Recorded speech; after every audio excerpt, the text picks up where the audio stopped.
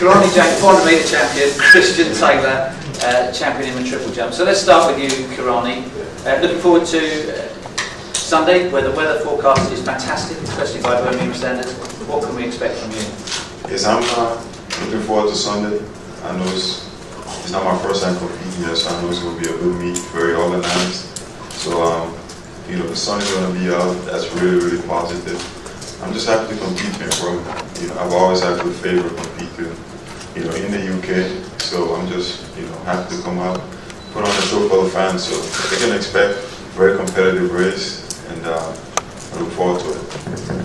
And your event, the men's 400, through all the rounds and especially in the final in Beijing, was absolutely electrifying. What was it like to be in the middle of it when Van Niekerk went tearing down the back straight? Is it exciting? Is it terrifying? Are you keeping relaxed? How is it for you in the midst of it all? Yeah, during the race I was just trying to focus on my strategy and what I have to do. But it was just a great experience to be a part of.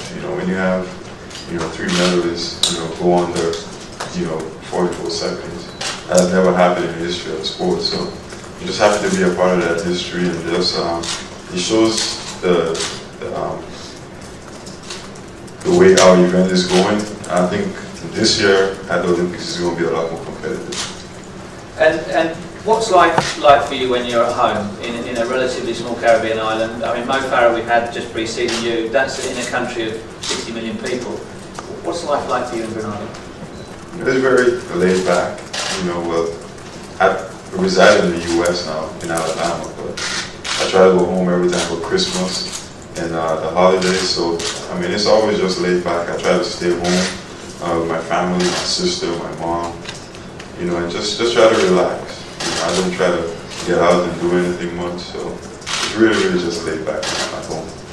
And 4 years on from London, as we count down to another Olympic Games, is there a special expectation on you to do well? Are you having to carry the flag at the opening ceremony or things like that?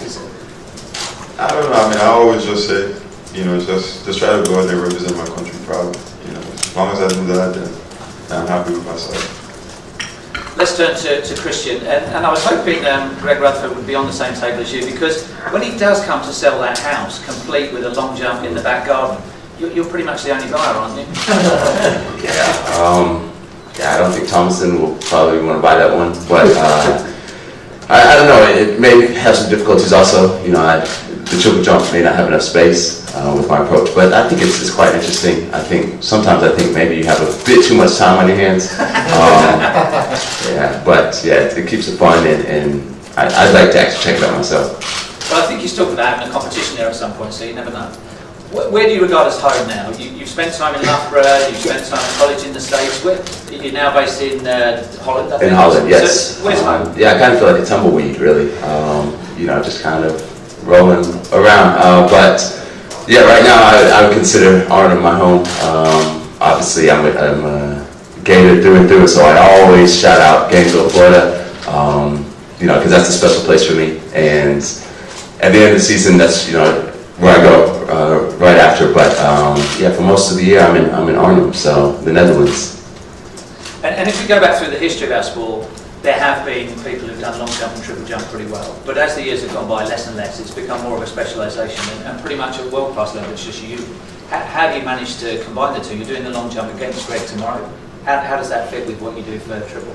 For me, the long jump is an opportunity to really just relax my mind, to just enjoy the sport, and I think that's what's really given us. We're very young in the sport, but I think this is the advantage we have over a lot of other people in the field. We really enjoy what we're doing, and I think that makes a big difference. When I do the clinics, when I have any opportunity to talk to young people coming into the sport, I say just make it fun. Make sure you love what you're doing, and I think that's what really separates us from the rest of the pack. This is why I think every year I progress, in my specialty, in the triple jump, but the long jump just giving me that freedom, giving me opportunity to go out there and have some fun, talk some trash, and jump far. And you have done 8:19, so on your day and in good conditions you could win it. Yeah, well, tomorrow's supposed to be, it's beautiful. Like you said, I lived in Loughborough, so I know English weather very well, but a day like that in Birmingham, you cannot let that pass. I have to take advantage of that, and I'm just going to go for it. And as well as long and triple, you've got pretty decent speed. I mean, just give us your personal best. Yeah.